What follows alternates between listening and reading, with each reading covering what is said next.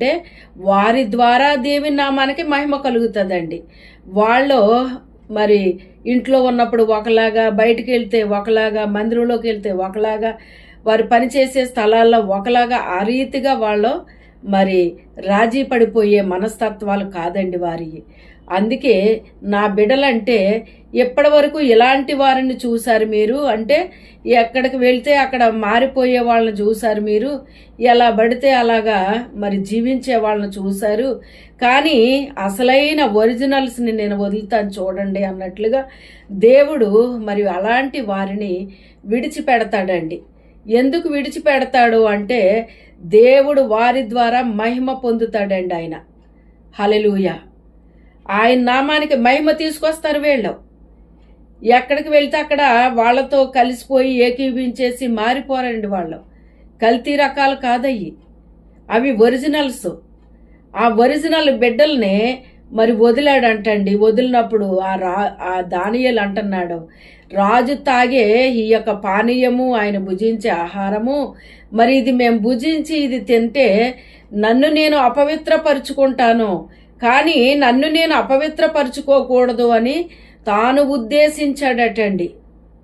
చూడండి, ఈ రోజుని మరి అపవిత్రత అంటే ఏంటో కూడా చాలా మందికి తెలియట్లేదండి.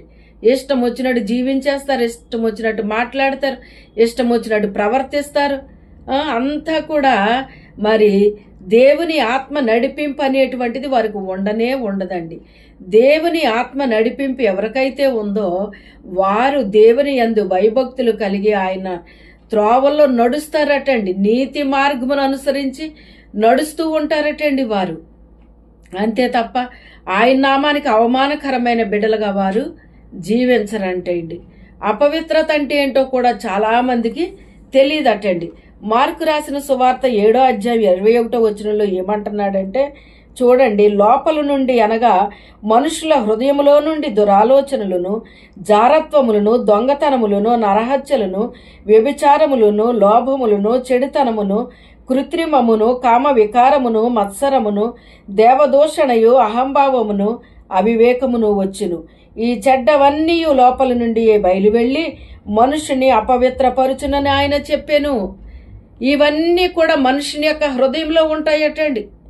చూడండి, దురాలోచనలు ఉంటాయటండి, జారత్వము, దొంగతనము చేయాలనే మనసు, ఇతరుల్ని మరి మాటలతో హత్య చేస్తారటండి, చంపుతారటండి. మాటలతో చంపేస్తానంటారు చూడండి అలాగా. తర్వాత నరహత్య, వ్యభిచారం,